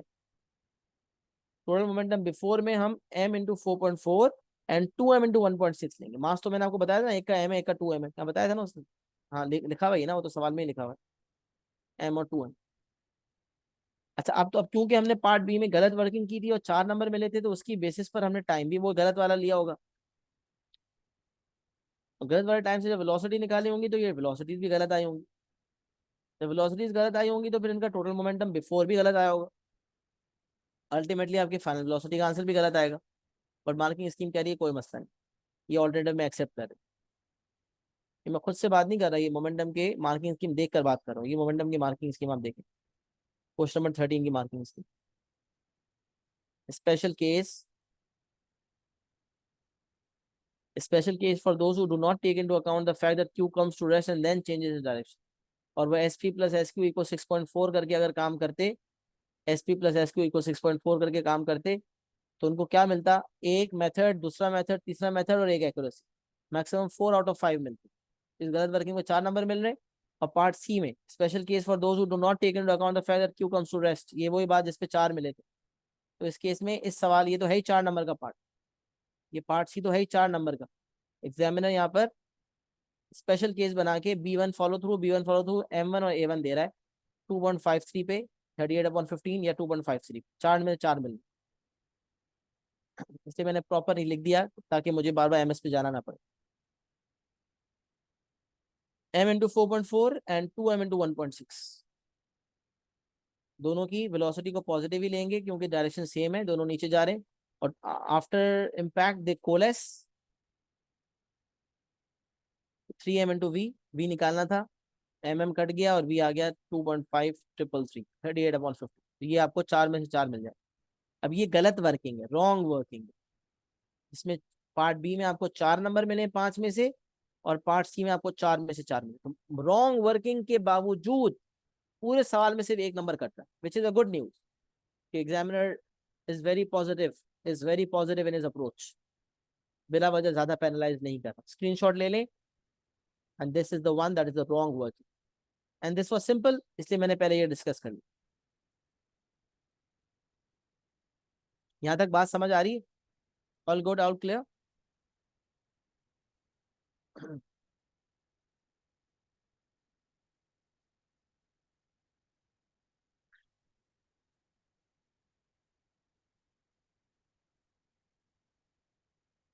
अच्छा अब देखिए, अब हमारा जो सवाल का फ्लो चल रहा था उस पर हम वापस आते हैं। ये चल रहा था acceleration of Q up the plane is -11.6, ये निकाल लिया था हमने। Find the time for which the particles are in motion before they collide.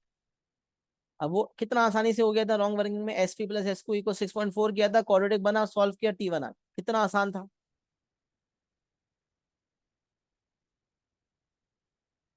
Simple था। लेकिन अब यहाँ क्या करना है, सोचें जरा।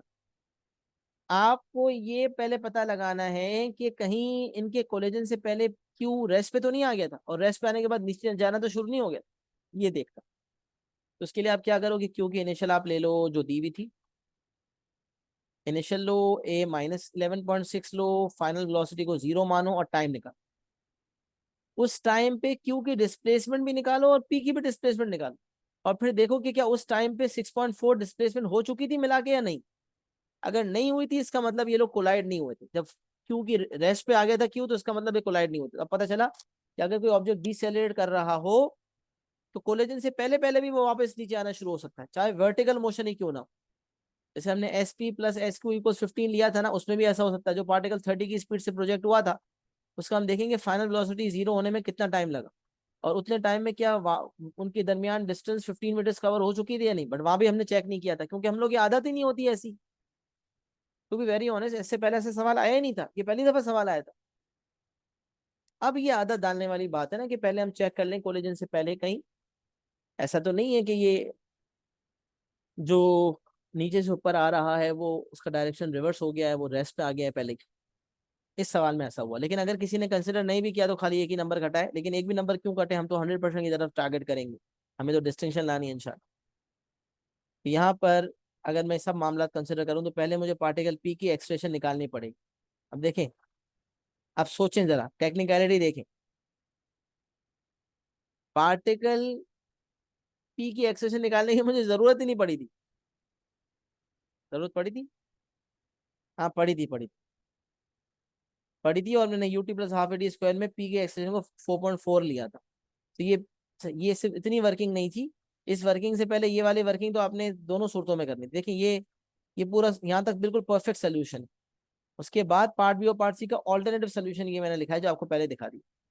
तो ये वर्किंग करने से पहले भी आपको कुछ करना पड़ता, वो ये था कि आपको पी की एक्सप्रेशन निकालनी पड़ती। ये तो खैर करनी ही पड़ेगी, चाहे गलत वर्किंग है आप क्यों नहीं करते, ये तो अपनी जगह कॉन्स्टेंट है। तो पार्टिकल पी में आपने कहा फोर्सेस क्या है, R equal 10m cos alpha है, आर निकाल लिया। एफ इक्वल म्यू आर से एफ निकाल लिया। Net force equal to M S से नीचे की तरफ एम जी साइन अल्फा है, ऊपर एफ है। तो M G sine alpha minus F equal M S से आपने ए निकाल लिया 4.4। 10m sine alpha minus F equal to M A, और ए आ गया 4.4।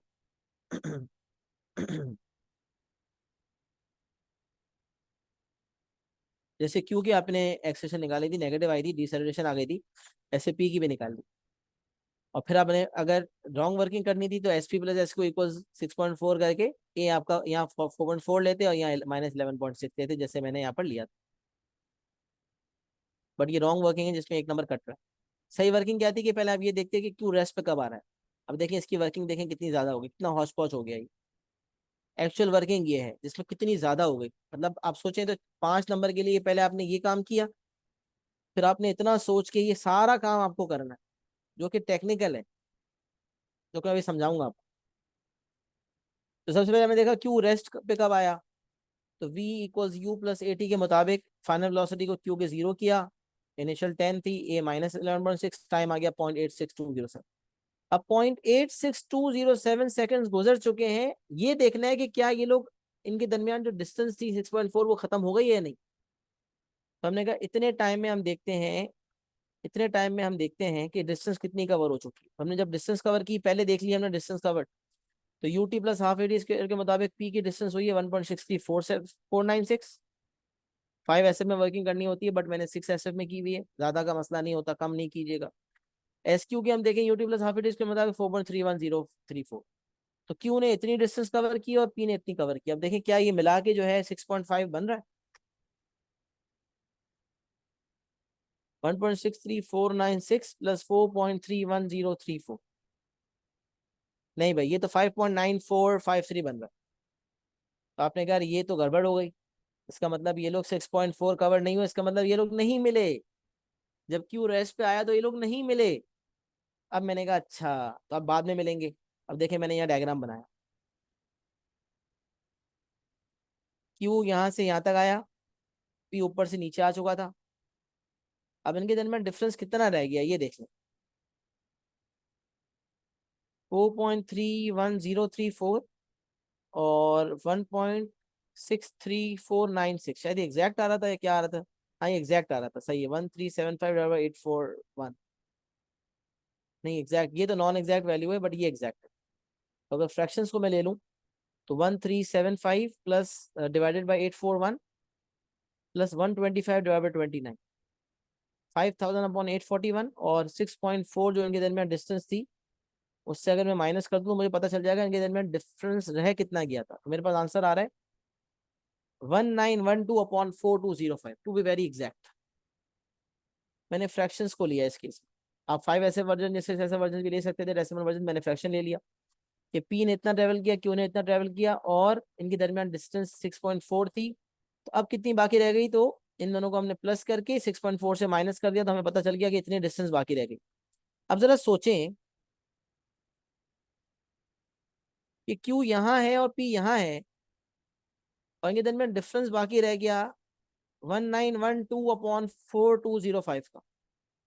और अब ये डिस्टेंस कवर करने के लिए क्यू पी की तरफ नहीं बढ़ेगा, बल्कि क्यू दूर भागेगा। तो अब यहाँ तक का टाइम तो आ चुका था, इसको T1 कह दिया। इसके बाद का टाइम निकालने के लिए आपको पता है क्या करना पड़ेगा कि इनके दरमियान जब डिफरेंस इतना रह गया था, तो उसके बाद समझ लें क्यों नीचे आया, यहाँ कहीं हो सकता है मिला है, यहाँ समझ लें ये कोलाइड हो रहे हैं, यहाँ पर कोलाइड हो रही है।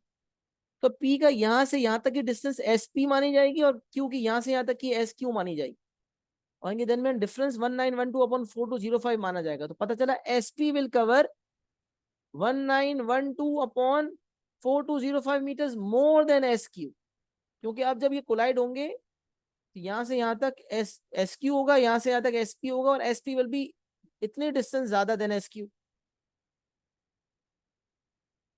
अभी एक नया इक्वेशन फॉर्म करना होगा। तो पहले Q के रेस्ट का टाइम निकाला, फिर उस टाइम पे ये देखा कि उनमें कितना फासला बाकी रह गया, वो फासला है इतना। यहाँ डायग्राम बनाया है कि 25/29 बाद Q नीचे जाना शुरू होगा और P नीचे ही जा रहा था, और इनके दरमियान डिस्टेंस 1912/4205 थी। अब मैंने अज्यूम किया कि यार Q के इतना नीचे जाने के बाद वो कोलाइड कर गए। तब जब यहाँ कोलाइड किए तो यहाँ से यहाँ तक Q ने क्या ट्रेवल किया होगा SQ, और P ने ट्रेवल किया होगा SP। तो अब इक्वेशन कैसे फॉर्म करें टाइम निकालने के लिए, तो हमें पता है कि इन दोनों में डिस्टेंस 1912/4205 है। तो mathematically SP is equals to 1912/4205 plus SQ। तो मैंने यही किया, SP इक्वल्स SQ plus 1912/4205। SP will cover जितना SQ ने कवर किया उतना भी P कवर करेगा, और जो इनके दरमियान डिस्टेंस बाकी रह गई थी उतना भी P कवर करेगा। P will cover this in total. अब हमने UT plus half AT square लगाना है, UT plus half AT square लगाना है। अच्छा, अब ये भी समझ लें कि पहले Q ऊपर जा रहा था, अब Q नीचे जा रहा है। जब Q ऊपर जा रहा था तो उसकी एक्सेलरेशन 11 पॉइंट -11.6 थी, लेकिन जब Q जब नीचे आ रहा था अब उसकी एक्सेलरेशन भी बदलेगी, नेट फोर्स इक्वल टू हमें दोबारा लगाना होगा। तो मैंने ये भी लगाया, when Q starts to move down acceleration will change. तो mg sin theta minus friction equals to ma किया। तो मैंने ये देखा कि मास भी डबल हो रहा है, आर भी डबल, और सब चीजें डबल हो रही है, तो अल्टीमेटली मेरी एक्सेलरेशन उतनी आ रही है जितनी P की आई थी। दोनों सेम प्लेन में मूव कर रहे हैं, दोनों की फ्रिक्शन, दोनों का अगर मास डबल है तो दोनों की फ्रिक्शन भी डबल हो रही है और आर भी डबल हो रहा है, ये हमें नजर आ रहा है।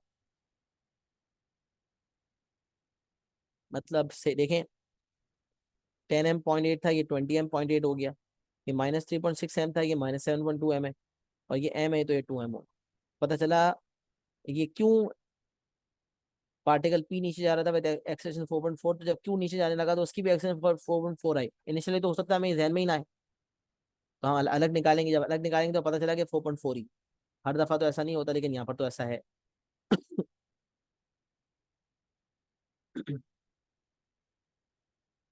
मास चेंज होने पर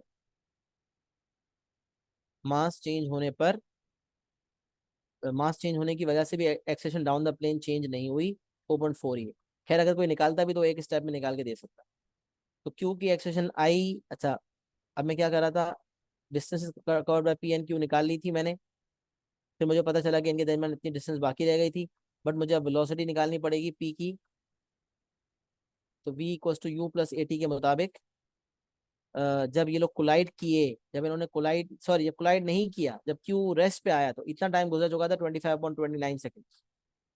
तो उस वक्त P की स्पीड क्या है, UT plus half AT square से वो भी निकाली मैंने। मेरे ख्याल से इसको कहीं यूज तो शायद नहीं किया मैंने, यूज किया या नहीं किया देखना पड़ेगा।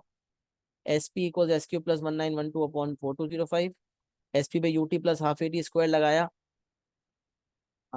इनिशियल मैंने इसको लिया ना, सही है। जब मैंने SP इक्वल SQ प्लस 1912/4205 लिया, तो P की जो डिस्प्लेसमेंट है उसको निकालने के लिए, क्योंकि ये तो डिस्प्लेसमेंट इतने सेकंड बाद वाली है, लिहाजा उसके लिए इनिशियल भी नहीं निकलेगी, इनिशियल 0 नहीं होगी, अब इनिशियल 110/29 होगी। तो उसके लिए P की वेलोसिटी भी निकालनी पड़ेगी। वर्किंग देखो अब कितनी करनी पड़ेगी, एग्जाम कंडीशन में बैठे बैठे काम कितना करना पड़ रहा है। अब देखो कैसे मैकेनिक्स को टेक्निकल किया है। इससे बेहतर तो बंदा बोले कि यार मैं यही वर्किंग करके जान छुड़ा लूँ, वही बेहतर है। एक ही नंबर कटेगा ना, काम तो हो जाएगा। लेकिन अगर एक्यूरेट काम करना है डिस्टिंक्शन वाला, शायद ही मुझे लगता है एग्जाम कंडीशन में किसी बच्चे ने ये काम किया। वाकई बहुत मुश्किल चीज थी, और इतना परफेक्शन से उसको बिठाना नेक्स्ट टू इम्पॉसिबल था। तो तकरीबन बच्चों ने यही काम किया होगा जो पार्ट बी में हुआ हुआ है, जो अच्छे बच्चों की बात कर रहा हूँ, जो 8 साल वाले होते हैं। लिहाजा उसी चीज को मद्देनजर रखते हुए एग्जामिनर ने स्पेशल केस बना दिया कि क्योंकि कोई नहीं कर पाया, तो इसलिए उसने ये वाला मामला चार, इस पे 4 नंबर दिए, और अगले पार्ट में तो कोई मार्क्स काटे ही नहीं, कि डिस्टिंक्शन वाले बच्चों को भी सिर्फ 1 नंबर का फर्क आए, और अगर सबके 1-1 नंबर कटे होंगे तो फिर डिस्टिंक्शन उसी बच्चे की बनेगी जिसने इतना भी कर लिया। क्योंकि ये करने के लिए भी कॉन्सेप्ट तो क्लियर होने चाहिए, ऐसा तो नहीं है कि बगैर कॉन्सेप्ट के ये काम हो रहा है। तो बॉटम लाइन ये है कि यहाँ से आपने जो है पहले ये सब मामला देखा, ये इक्वेशन बनाया, UT plus half A T square लगा, तो यहाँ पर इनिशियल पी की बदल गई, एक्सप्रेशन तो वही रही, और क्यू की जो है वो UT plus half A T square का मतलब इनिशियल 0 होगी, क्योंकि अब रेस्ट पोजीशन से क्यू नीचे जा रहा है, एक्सप्रेशन 4.4 लेंगे, और ये इक्वेशन बनाएंगे। इस इक्वेशन में हम देखेंगे कि ये और ये मेरा कट जाएगा, और यहाँ से मेरा टी आ जाएगा, जिसको T2 कहूंगा मैं। तो क्यू के रेस्ट पे आने से पहले का टाइम, और क्यू के रेस्ट के आने के बाद जब क्यू नीचे गया तो उसके बाद का टाइम, और ये टाइम मिलाऊंगा तो जाके पता चलेगा कि कोलिजन का टाइम आया। तो इन दोनों को मिला लूँ तो मेरा आंसर आ रहा है 0.982। एक्चुअल टाइम 0.982 है, वहां जो मेरा टाइम आ रहा था दैट वाज टाइम 1, लंबी चौड़ी किए बगैर टाइम 1 आ रहा था, जबकि एक्चुअल टाइम जो आना था वो 0.9821। इस पे आपको 5 में से 5 मिलने थे, और फिर इसी की बेसिस पर आप पार्ट सी करते, जिसमें कॉन्सेप्ट वही है कि v equals U plus A T से आप p की वेलोसिटी निकालते, q की वेलोसिटी निकालते, दोनों ही गोइंग डाउन हो रहे होंगे।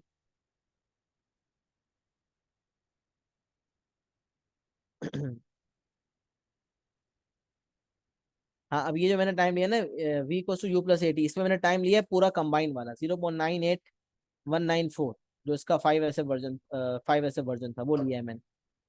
तो जब से p स्टार्ट हुआ तब से लेकर, और क्यू के रेस्ट पे आने के बाद का टाइम जो मैंने लिया है ना 0.11988 लिया है यहाँ पर, क्योंकि क्यू की इनिशियली मैंने 0 मानी है। या फिर अगर मैं v to U plus A T consider करता और इनिशियल क्यू की जो है वो 10 लेता और एक्सटेंशन -11.6 लेता, तो फिर भी मसला आता, क्योंकि क्यू नीचे जाने के बाद देखना था। तो फिर क्यू का मैंने रेस्ट पे आने के बाद वाला मामला देखा, तो इनिशियल उसकी 0 ली, एक्सटेंशन 4.4 ली, और टाइम मैंने क्यू का खाली वही वाला लिया जो टाइम यहाँ आया था, 956/7975। ये मैंने सवाल एयरली में डिस्कस किया होगा, फिर टॉपिकल में आ रहा है तो मैंने डिस्कस कर लिया, हाँ ये इसी का डेसिमल वर्जन है ये। तो क्यू की इनिशियल 0 लेने के बाद टाइम ये लिया है, और पी की इनिशियल 0 लेने के बाद टाइम पूरा लिया है। दोनों की वेलोसिटी पॉजिटिव आई, दोनों गोइंग डाउन है। Total momentum before impact, after impact, एक में m एक में 2m, कंबाइन हो गए 3m, वेलोसिटी 1.7 है। वहां देखें आपका आंसर 2.53 आ रहा था, लेकिन 4 में से 4 मिल रहे थे, क्योंकि एरर कैरी फॉरवर्ड पे वो पूरे मार्क दे रहा था, और यहाँ एक्चुअल आंसर 1.79 था। ये आपका एक्चुअल सोल्यूशन हो गया क्वेश्चन 13 का। इसका स्क्रीनशॉट लें।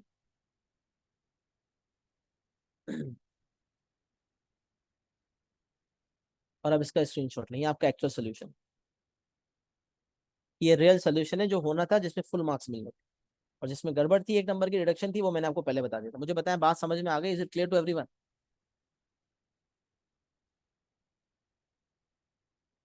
तो अल्हम्दुलिल्लाह मोमेंटम के आज हमने क्वेश्चन नंबर 10, 11 और 13 डिस्कस किए, उससे आपके मोमेंटम के कॉन्सेप्ट बहुत ज़्यादा क्लियर हुए होंगे। मैंने 10 भी पढ़ाया, 11 भी पढ़ाया, और 13 भी करवाया, सही है। लिहाजा इसकी बेसिस में मोमेंटम के कॉन्सेप्ट क्लियर हुए होंगे। मोमेंटम के 14 ही सवाल थे, जिन्होंने नहीं किए गुजारिश है पूरे सवाल मुकम्मल कर लीजिएगा इंशाल्लाह। बाकी कुछ बातें मैं व्हाट्सएप ग्रुप पे आपको बताऊंगा इंशाल्लाह, किस तरह से आपने अर्ली करने, कौन कौन से करने, वो इंशाल्लाह अपडेट करूंगा। अभी मेरी एएस की क्लास है, लिहाजा मुझे क्लास को एंड करना होगा। अपना बहुत सारा ख्याल रखिएगा, दुआ में याद रखिएगा। अस्सलाम वालेकुम व रहमतुल्लाहि व बरकातहू।